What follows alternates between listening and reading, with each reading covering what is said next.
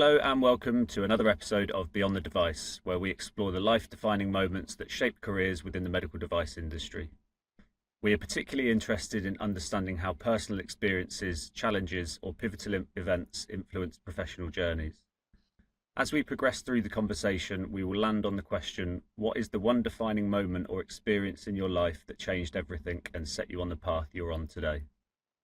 Today's guest started out in a small customer service role in the early 90s, then cut his teeth in sales at various companies before rising through the ranks to business director at Medtronic. He later served as managing director at Olympus, COO at Aderium, and during his time at AliveCore was in the first cohort of NHS Innovation Fellows. Today he is the CEO of Heart Biotech, working with Sir Magdi Yaqub to take the regenerative heart valve technology from concept to clinic. I've taken this next bit from his LinkedIn as I quite liked it. So what drives me? The belief that technology, when guided by empathy and insight, can change lives. I thrive on connecting with people who share that vision, whether to collaborate, share ideas, or spark the next big leap forward in medical technology. So without further ado, I'd like to welcome Francis White to the podcast. Welcome. Good morning. All right, as we always do, we'll start at the start of your journey. So if you wouldn't mind sharing your earlier years and what shaped you growing up. Yeah, so born in small Dorset village in the West Country in the UK, and one of five, but in the middle, so middle child syndrome, you might say. But very lucky to be in the countryside, clean air, woodland to play in and so forth, but also quite a religious background, no television, no friends on Sunday, outside of the home and things. So interesting upbringing, kind of isolated, but also quite privileged when you think about, fresh air, fresh food, this kind of freedom to play and so forth. But grew up through normal school, nothing sort of special either way. Got a reasonable set of GCSEs that they were called O levels back then, and I couldn't really find my place. Went to Liverpool John Moores University, which was a polytechnic at the time, and dropped out because I was a little bit lost. I mean, Liverpool, I was there in 1985, which if anyone is old enough to remember, that was a challenging year for the city. And a challenging year for me too in lots of ways. But I wouldn't say it's a really defining moment because I was still kind of lost. I came back home and struggled for different things to do, quite honestly. My childhood was, I felt loved and felt quite lucky, but also quite isolated. I guess that's the sort of summary, really. And obviously you felt lost when you got to university and decided it wasn't for you, but sort of before then, what were the aspirations? Why did you go to that university? What were you aiming for? Yeah, so I was doing science A levels, maths, physics, chemistry. Didn't really work hard. I felt like social life was more important as a teenager at that time. And so I didn't get the grades I was capable of. And then went to do electronics at uni because that's what the career advisor said was all the rage at the time.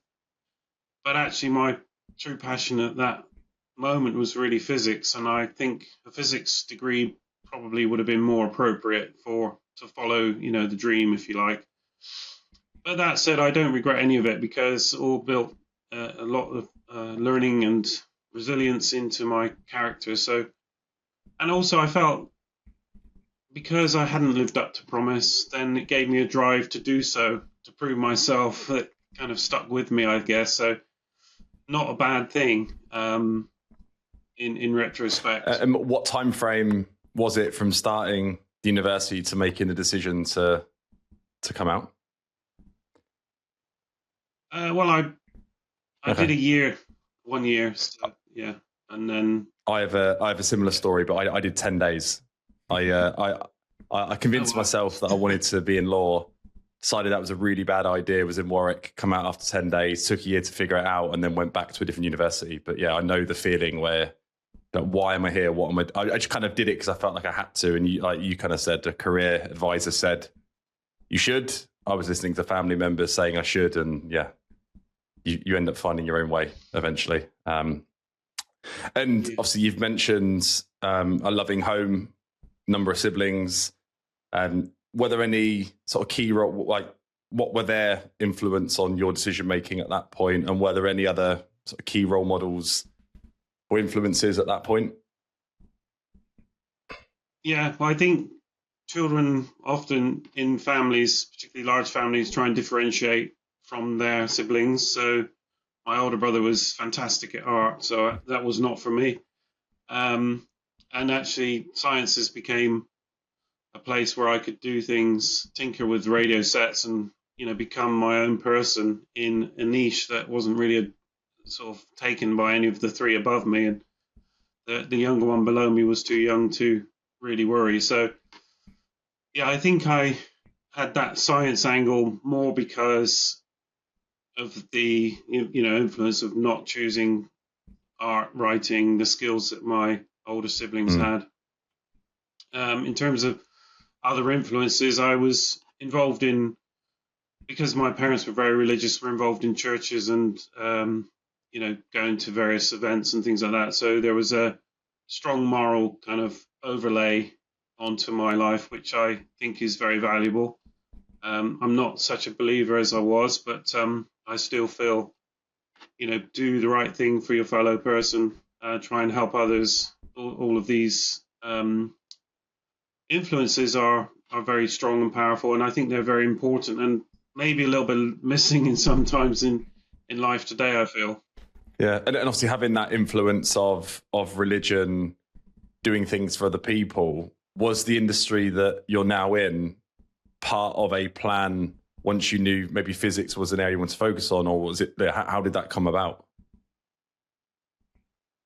Yeah, I was actually working for my dad doing welding.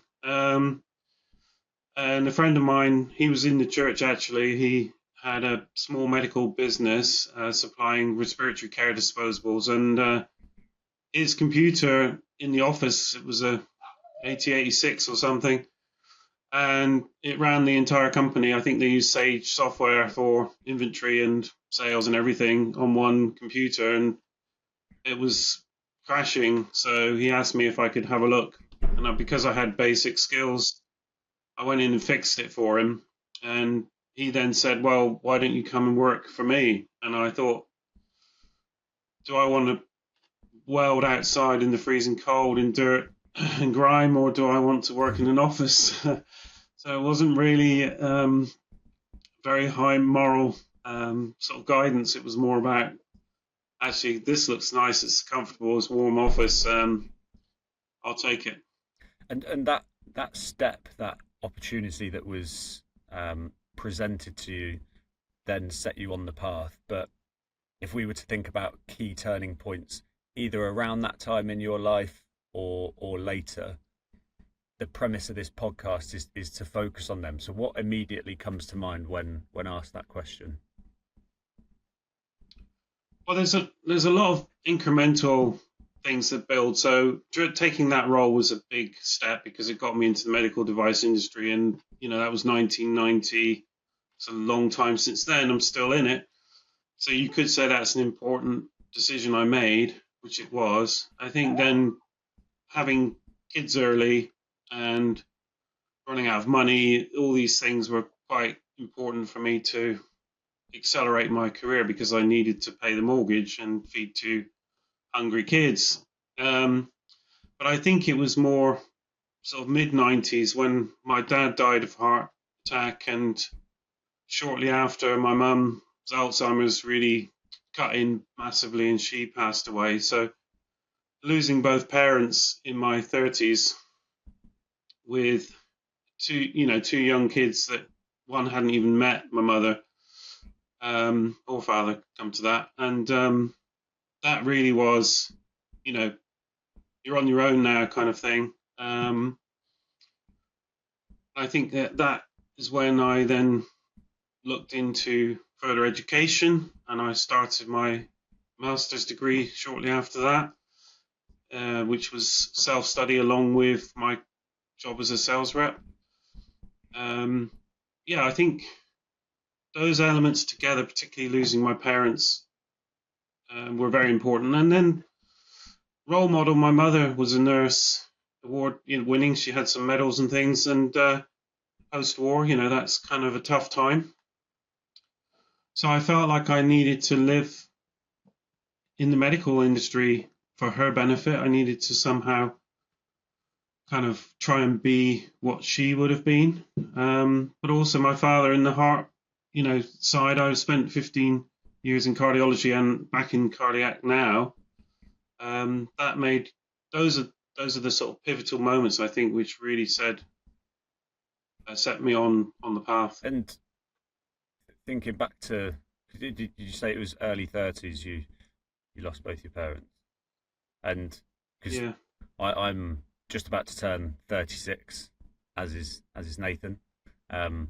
Nathan is Oscar 3 now? He's just about to turn 3? Yeah, three in a couple of weeks. I think this is a podcast exclusive, but I've got a baby due. Thank you. So due end of May. We've got the 20-week scan this week at time of recording. And yeah, I lost my dad 15 months ago now. So we've had that year of firsts, the first Christmas, his first birthday, the first anniversary, and then almost bittersweet news of like we're expecting a baby, and it just shows that life goes on, but that life will go on without him in it, and that support and guidance. And it's made me really aware of my mum's health, physically, mentally, and I've kind of been on her on a few things. She started using a walking stick 'cause she's got a dodgy hip. I was like, don't go down that route of reliance on a stick. Start doing these exercises. Like, what are you actually doing? And just trying to manage her, because I need another 20, 30 years out of you, Mum, ideally. So that feeling of maybe you're on your own, why did that then, why was that the catalyst for the further education? Did you feel like you needed to continue further education from a security perspective? Like, what was it? I think it was more about, do I want to, I was in sales, I was doing okay. I was Smith & Nephew had picked me up, and I was, finally in a branded company. And this was, coming up towards the end of the 90s.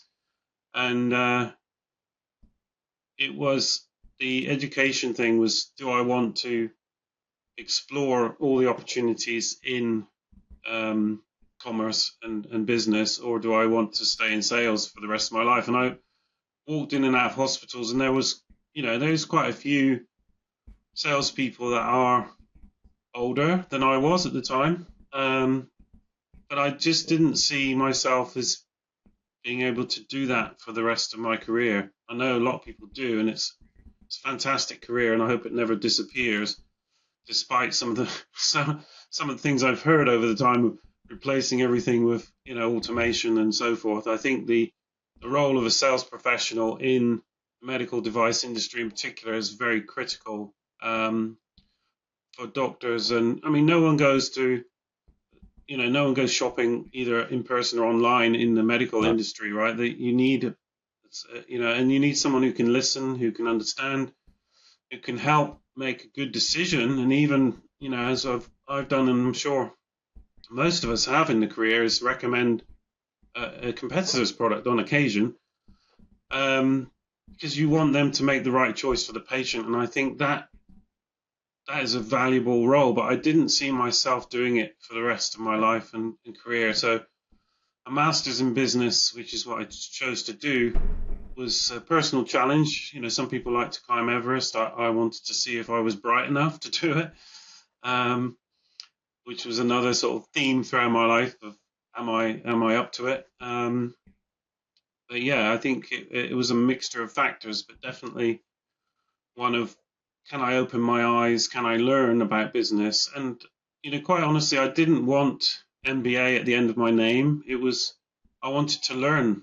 I wanted to understand what was going on in those, office blocks and things that I didn't understand at all, coming from my background. And doing that as a parallel course to your job and being a parent of two young children. Um, how did you just deal with the day-to-day pressure of all of those different things? Yeah, so I would always have a book in my sales bag. So if I was waiting for a doctor, which is Yeah. quite inevitable, and sit there for an hour while he finishes surgery, and then it's 2 hours later, 3 hours later plus. So I would always be reading. I managed with my then wife to get the kids in bed by 8 p.m. At that time, they were young enough. And then I studied until 10:30, banked that, and then tried to keep the weekends as open as I could for family time. Though I did do work on weekends as well. Um, but yeah, it was just a matter of being. Well, the thing is, I was passionate to learn. I didn't do it just for the, like I say, the credentials. It was more about what is this stuff, you know. And quite honestly, in the first year, I found a lot of it quite confusing. I read some books and thought I don't understand a word of it. Quite honestly, had some. There was a self-help group Open University organised, which was very helpful because then we could chat together. We met in a pub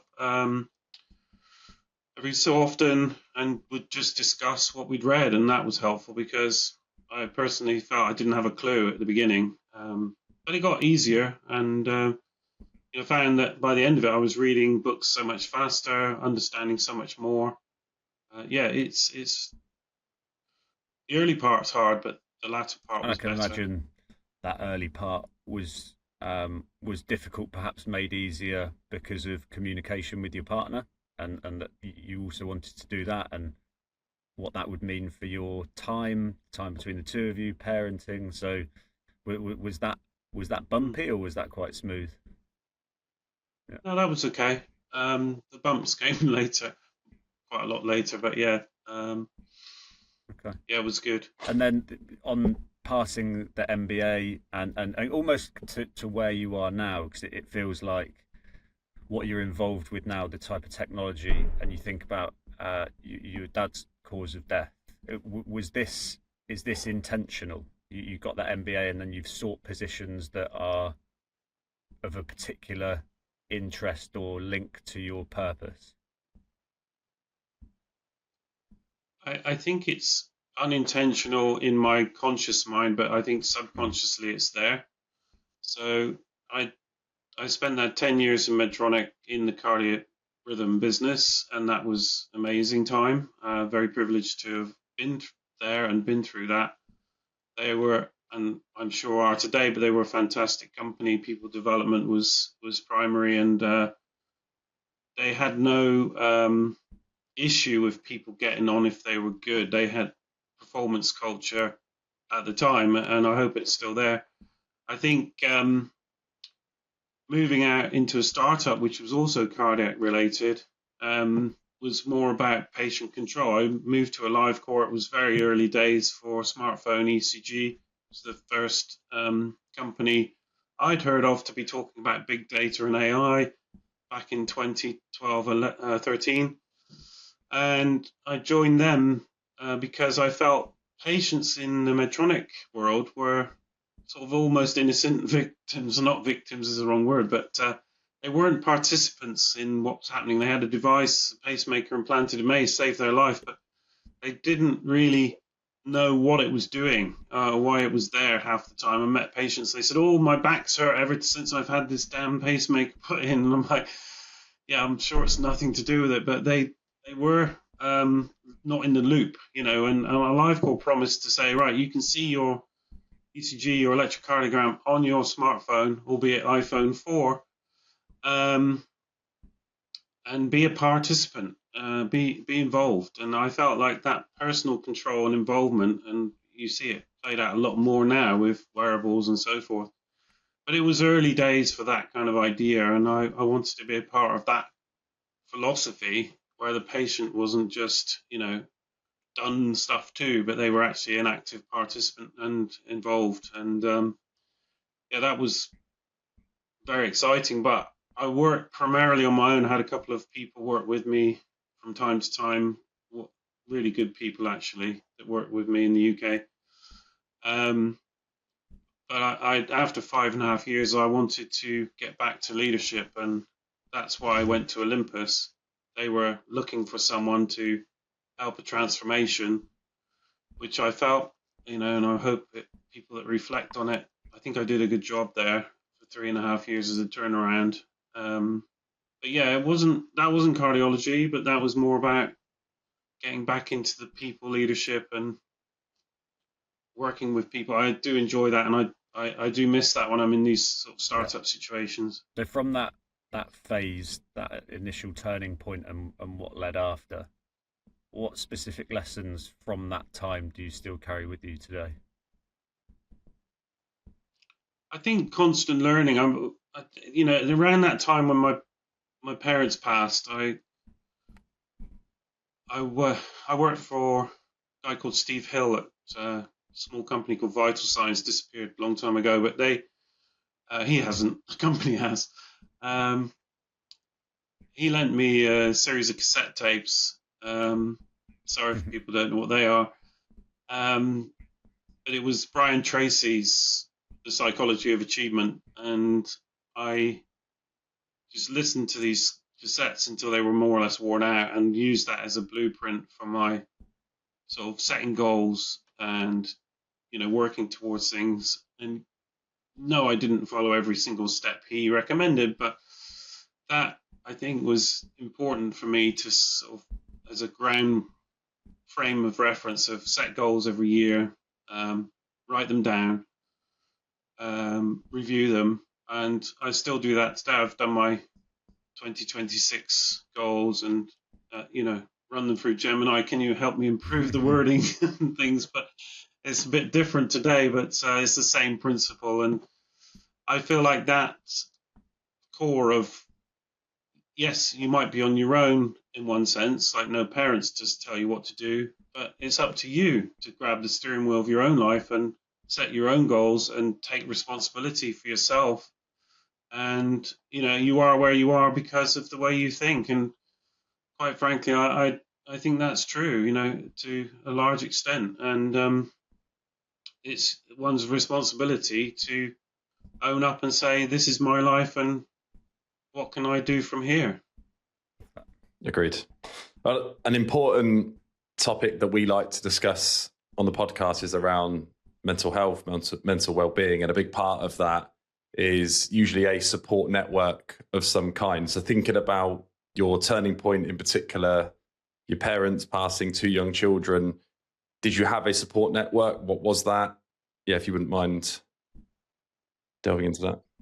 Yeah, I think around the time my parents passed, I was still involved with church work, and the friends through that were there for me. I think also my siblings were and from then till now actually became an important support network.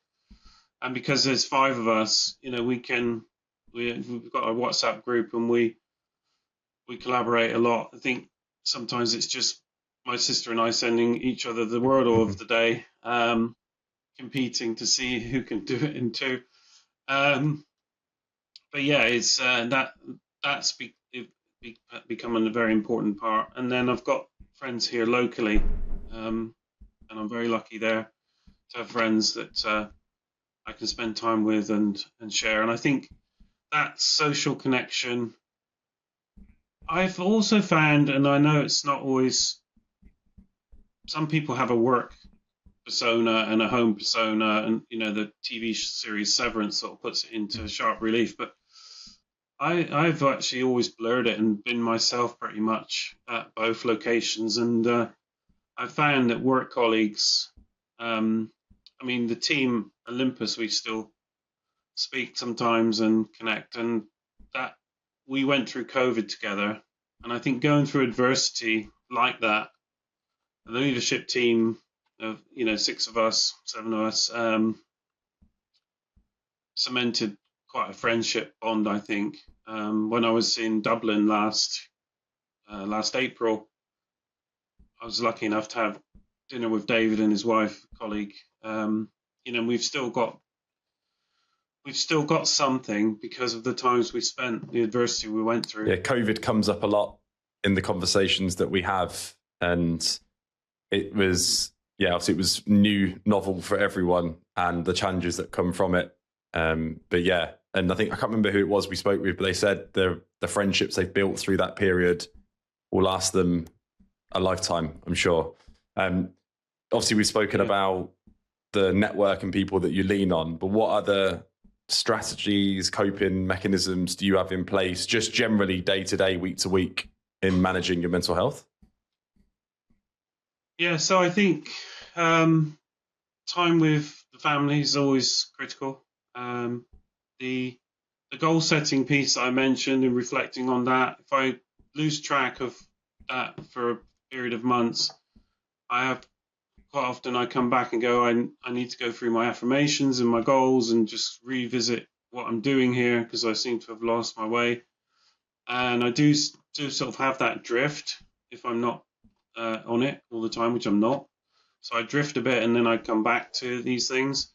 Exercise is also one of those things I drift a bit and come back to, but I've got a small dog, so walking the dog twice a day is built in. I mean, 6:30 this morning we're out in the frost, and it's something. I mean, New Year's Day, right? This year was at 7.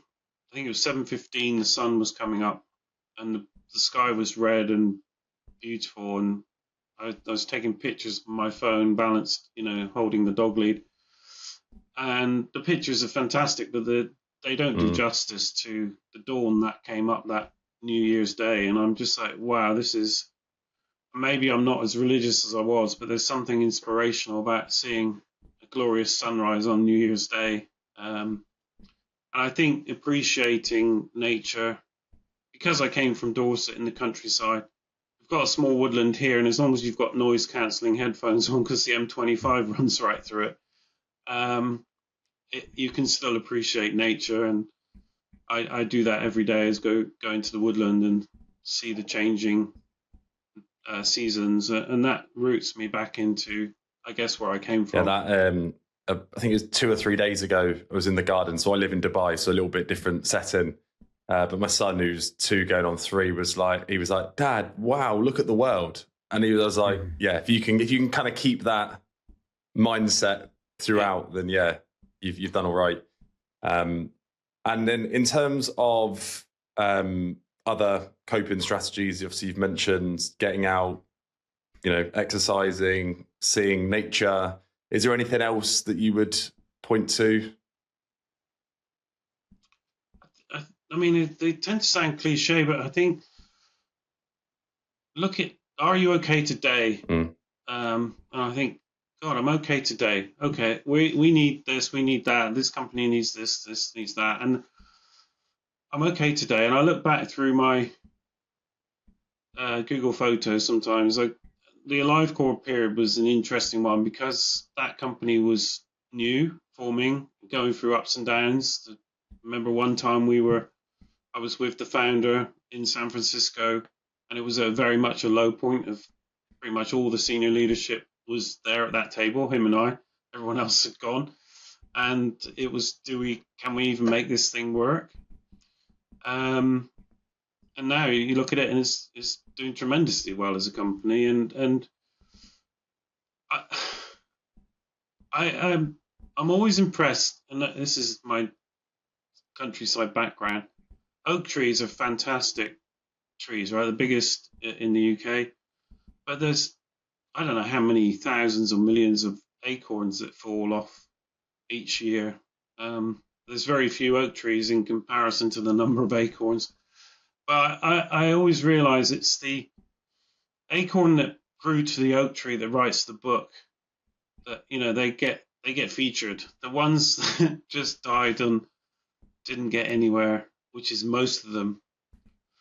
And, if you're lucky enough to have some traction in life and to have some success and some things happening, which I am, I'm not an oak tree, I'm probably a little sapling, but I've got growth. I'm seeing things happen. I'm lucky. I'm one of the lucky Yeah. ones, and maybe I won't get to write the book. Maybe I will, but there's a lot going on, and if you're managing to cut through just a little bit, I think you'll reflect on that. If you're good today, you can worry about tomorrow. Of course, you have to plan. Of course, you have to make steps for the future, but you can also rest in the present a little bit, I And think. you mentioned goal setting. What's top of the list at the moment? So, goal setting is always top of the list, is to improve my family relationships, make sure they're intact. And good news actually there from my last year. My younger son was a little bit going through a very dark patch after COVID. And he's just come out of that, and we've been bonding and connecting this last sort of 6 months or so. And he was over not at Christmas because he works on Christmas Day, but in between. And just thought, I've got him back in my life, and that's what really matters in the end. Work sort of comes and goes, and it takes up all my thinking most of the time. But the reality is, it's people like that make the difference. I feel like it's such a timely conversation for us personally, but I'm sure also for so many others. Although we're recording this at the start of January, when it goes out, I hope that people are still able to reflect on that goal setting, and doesn't just have to happen at the start of a year. You can start these new phases at any time. I've never been one for goal setting or writing things down, and I see more and more about it. It's sort of in my periphery now. I'm working with a coach on a few things, and one of the things he's getting me to do is daily gratitude.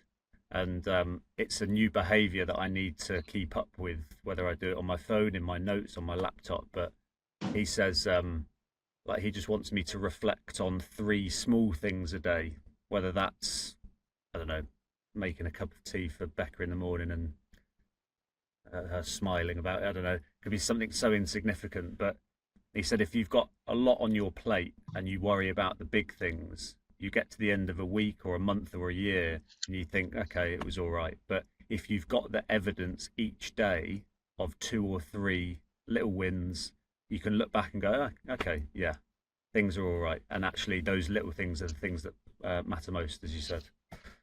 So, yeah. Yeah, I think on building on that, I spend a lot of my younger years, a lot of my years actually, thinking when I get to so and so, it'll be okay. When I've paid off this or paid off that, or done this or done that, or hit that milestone, it's not that. It's the journey too that is living. The journey is Yeah. it. That you're not getting anywhere particularly. It's not about hitting milestone, because when you get there, you're always thinking of the next one. Enjoy the journey. It's this the job I'm in right now in Heart Biotech. It's quite challenging. We've fundraising. It's a difficult environment. All the money's going to AI. Blah blah blah. The journey is fascinating. We work with great people and seeing good things happen. Maybe not at the pace I want, but I'm recognized that just because when we hit certain milestones, it won't all be okay. There'll be new challenges that open up, and enjoy the journey is kind of what I try to do, and partially I succeed. pulled myself up on this. Just before Christmas, I was playing golf with a friend and his dad. His dad's early 60s now. Has been doing a bit of consulting over the last couple of years, but is just reaching a point of retirement. And just talking to him, I was thinking, well, I'm doing all the right things with my pension and this and that. And I almost found myself jealous of this man in his early 60s and thought, I can't wait to get to that point. I've just wished away the next 30 years of my life. And I was like, whoa, what am I doing? Yeah. It's not about that. But that's where, yeah, you just bring it back to each day. Am I good today, as you said? And then think the same tomorrow. Yeah. So if we think about your goals and your career, what's important to you, where do you see yourself going from here? Firstly, personally, and then we'll talk about professionally. Yeah, well, personally, I want to keep on reaching forward.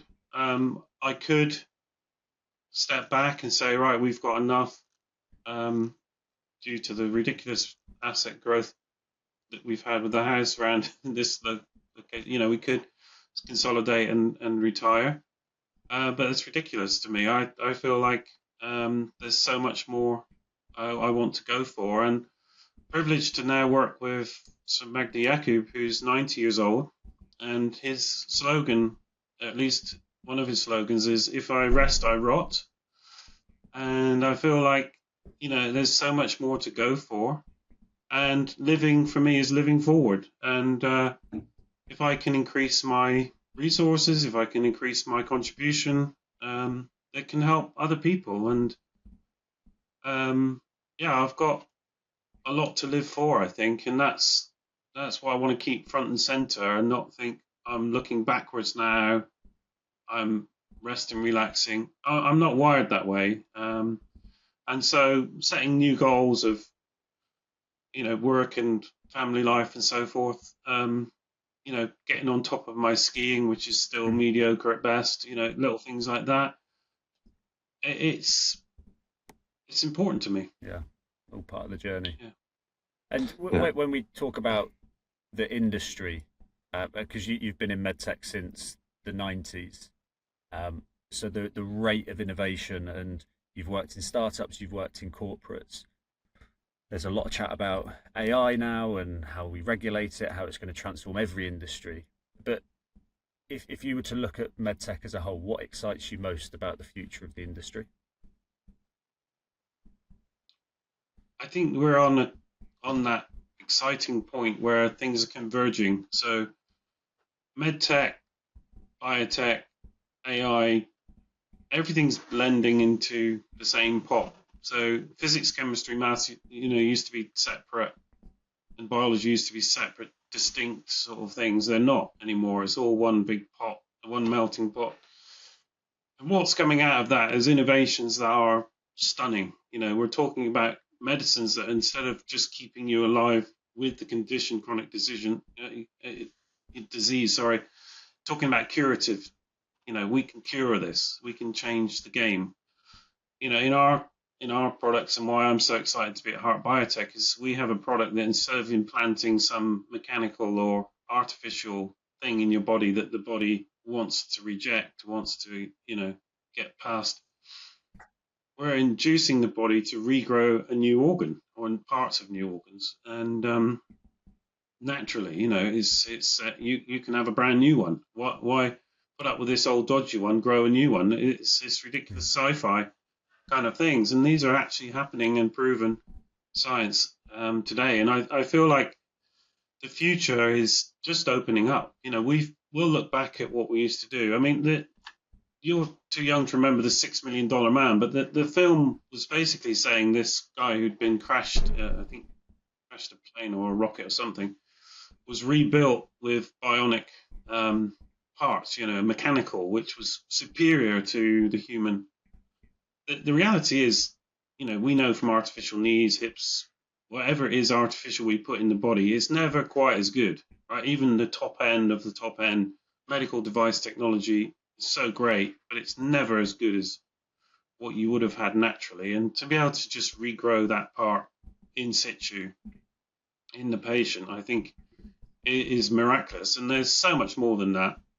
Like I said, curative disease medicines. I think we're on the cusp of a real change in the game, and people talked about personalized medicine for a long time based on data. Some guy yesterday was asking me, how do we join all the dots for the day to prevent heart attack or give early warning? And I'm like, well, people have been working on that for some time. We don't have the answers yet to those kind of things, but with AI and the promise of super intelligence, maybe we will, maybe we can get to that point. Yeah. So if you were to sort of leave the listeners with one key lesson from your entire journey, what would you say? I would say, look to the future. It's opening up. There's more to come. We're at the beginning rather than the end. Medical device technology and humanity itself. We're on frontiers all the time. We're constantly on new frontiers, and we've got now technology and tools in our hands, in our pocket.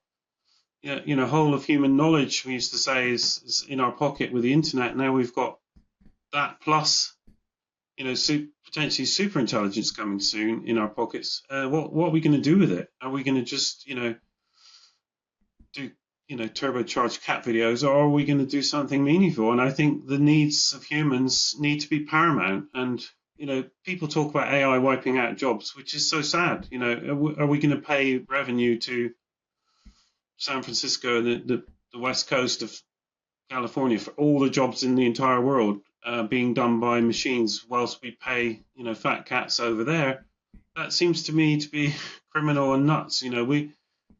We've got the power to create something new and wonderful for the human, and to focus on what's important. Look at what are we doing with the needy people in our societies? Are we using our tools and technology to benefit the small and the weak, or is all the money just pouring up to the top? And I think there's a reset that needs to happen at some point, or at least the flow needs to change direction somewhat.